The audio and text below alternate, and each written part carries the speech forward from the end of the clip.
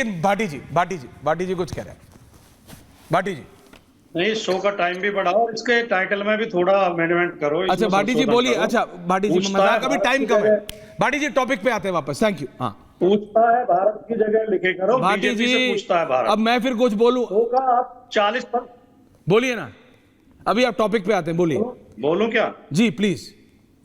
नहीं, ये भी टॉपिक का महत्वपूर्ण हिस्सा है। इसमें लिखे करो बीजेपी से पूछता है भारत। क्यों? 60% समय तो आप अकेले बीजेपी को सतीश जी देते हैं, राहुल जी बोल रहे हैं तो क्या बीजेपी के होते हैं। अब आप सतीश जी और राहुल जी को बीजेपी बोलोगे, आपका नेट 2 बार आगे चला गया, मैंने कुछ बोला, अब आप टाइम 1 मिनट इसी में हो जाएगा। भाटी जी आप इतनी बार आते हो, कभी करता हूं क्या मैं?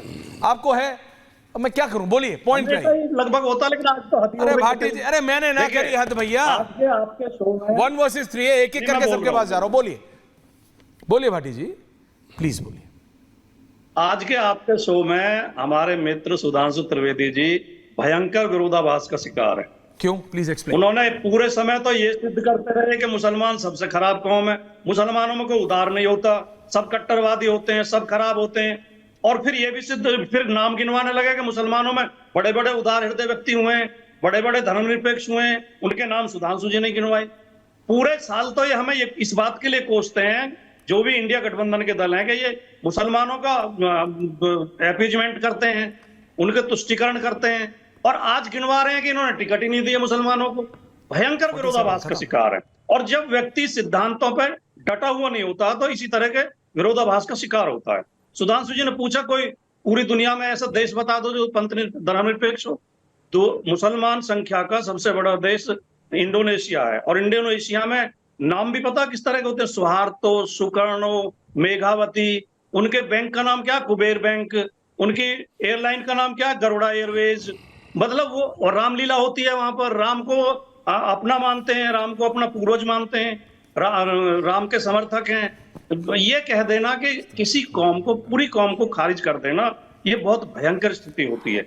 जो सतीश जी ने भी इशारा किया, शायद राहुल देव जी ने किया, कि ये करके हम आप बहुत बढ़िया भाषण देके, उत्तेजना पूर्वक और बहुत जोशीला भाषण देके आप हो सकता है खुद कुछ अंक अर्जित कर लें, लेकिन देश का बड़ा नुकसान होता है जब आप किसी एक पूरी कौम पे निशाना साधते हैं, उन्हें सिद्ध करते हैं कि ये खलनायक हैं।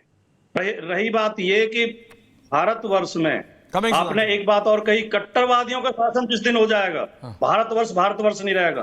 पिछले 10 साल से कट्टरवादियों का शासन है। ये आप कट्टरवादी नहीं हो क्या जब आपके प्रधानमंत्री खुलेआम मंच से कहते हैं कि उपद्रवियों को कपड़ों से पहचाना जा सकता है, जब खुलेआम कहते हैं कि ये घुसपैठिया आपकी भैंस छीन ले जाएंगे, आपका घर छीन लेंगे, आपका मंगलसूत्र छीन लेंगे, जब ये कट्टरवाद नहीं है? जब आपके नेता दिल्ली में खड़े होकर, देश की राजधानी में खड़े होकर नाम लेके कहते हैं कि इनको जहां मिले मारो, इनका बहिष्कार करो, इनकी दुकानों से सामान मत खरीदो, आपके मुख्यमंत्री उत्तर प्रदेश में खुलेआम कट्टरवाद की बात करते हैं, नाम लिखवाते हैं, और नाम इसलिए लिखवाते हैं कि ताकि एक धर्म के लोगों की पहचान हो सके। एक लखनऊ में घटना होती है, उसमें 16 लोग अरेस्ट होते हैं, लेकिन आपके मुख्यमंत्री केवल 2 लोगों का नाम लेते हैं ताकि उनकी पहचान हो सके नाम से, कि इन कुछ लोगों को बदनाम करने के लिए, कुछ समाजों को बदनाम करने के लिए, कुछ समाजों का चरित्र हनन करने के लिए आपकी पार्टी लगातार काम करती है। Final answer Sudhanshu ji, final answer, नुकसानदायक है देश के लिए। Okay Bhati ji, final answer Sudhanshu Trivedi. Final, thank you. Bhati ji ने 2-3 बातें कही, मैं सिर्फ एक बात कहना चाहूंगा, कुछ नहीं जा रहा कि भाई नाम तो सरकारी कर्मचारी भी अपना दिखता है सामने, तो उसमें तो नहीं माना जाता उसके धर्म। और जब सरकार ने सिर्फ इतना कहा कि जो आपका जिस नाम से रजिस्ट्रेशन है वो नाम सामने कर दीजिए, तो रजिस्ट्रेशन के अलावा दूसरे नाम वाले कौन लोग निकले? बताइए ना, कौन लोग निकले? और मैं ये नहीं कह रहा हूं सारा मुस्लिम समाज, उसके सिर्फ उसी प्रवृत्ति के लोगों का समर्थन करना। और आपने एक और बात कही, इंडोनेशिया का जिक्र किया, तो मैं बताना चाहता हूं, भारत का जो पहला गणतंत्र दिवस था 26 जनवरी 1950, उसके मुख्य अतिथि अहमद सुकर्णो थे। और जब यहां फर्स्ट 9 वो इंडोनेशिया के राष्ट्रपति थे, और उनकी स्थिति वो है जो भारत में महात्मा गांधी की है। नाम क्या है? अहमद सुकर्णो। महाभारत के कर्ण से उन्हीं की बेटी थी मेघावती सुकर्णो पुत्री, जो बाद में जाके प्राइम मिनिस्टर बनी। पर महत्वपूर्ण बात क्या है, वो फर्स्ट गुटनिरपेक्ष सम्मेलन में भारत आए तो नेहरू जी ने सबको कोई ना कोई गिफ्ट दिया। तो एक बड़ा प्रचलित किस्सा है जी, जो मैंने सुना है बचपन में, कि जब सबको गिफ्ट दिया गया तो अहमद सुकर्णो ने कहा मुझे एक और गिफ्ट चाहिए। तो नेहरू जी ने कहा क्या? तो उन्होंने कहा 4 घड़े गंगा जल। तो जब पाकिस्तान का विदेश मंत्री था उसने कहा क्या मांग रहे हैं आप, मुस्लिम देश हो के गंगा जल? तो उन्होंने क्या कहा, by change of circumstances we have change our way of worship but we can not change our forefathers. पुरखे नहीं बदलते, पुरखे नहीं बदलते, बदल जाते। इंडोनेशिया तो भारत से मानता है जी। और आज की राजनीति के अंकल सैम कहते हैं कि पश्चिम भारत वाले अरब से आए और उत्तर भारत वाले यूरोप से आए और पूरब भारत वाले चीन से आए और दक्षिण भारत वाले अफ्रीका से आए। गजब है, नेहरू जी के वंश में कहां से कहां आके चले गए। इस तरह की विचारधारा का पोषण 70 साल हुआ, यह खतरनाक। देखिए सैम पिट्रोडा को तो राहुल गांधी जाने, लेकिन एक ऑन पॉपुलर डिमांड और इस पे खत्म कर रहा हूं। सुधांशु जी, एक सवाल जनता पूछती है कि आपने यूपीएससी का एंट्रेंस एग्जाम दिया था क्या? दिया था तो मेन में पास हुए थे कि फेल? ये इतनी जानकारी आप जो लिए चल रहा है, ये आपने यूपीएससी का एग्जाम दिया था क्या? जस्ट फॉर जनरल इंफॉर्मेशन सांसद महोदय।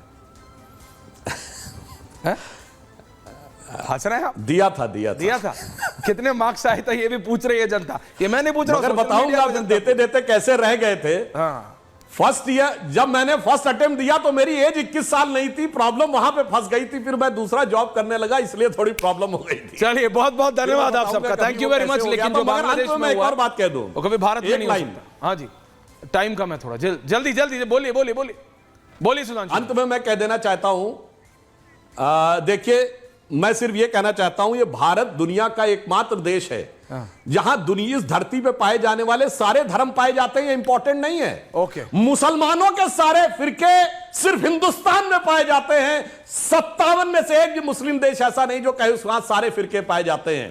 तो मुझे लगता है सांप्रदायिक सौहार्द का भारत से बड़ा नमूना, और वो सिर्फ इसलिए है कि ये हिंदू बाहुल्य है, वरना कश्मीर में जहां हिंदू माइनॉरिटी में हो गया, जो 4 फिरके थे सूफियों के, नक्शबंदी, सोहरावर्दी, चिश्ती और कादरी, उसका एक का कोई सेंटर बताओ तो मुझे बता जाए। ओके, बहुत बहुत धन्यवाद सतीश जी। मुसलमानों की विविधता भी हिंदुओं की वजह से। Okay, thank you. टाइम नहीं है सतीश जी, लेकिन भारत में नहीं हो सकता जो बांग्लादेश में हुआ है। I am very clear about it. Thank you very much, thank you.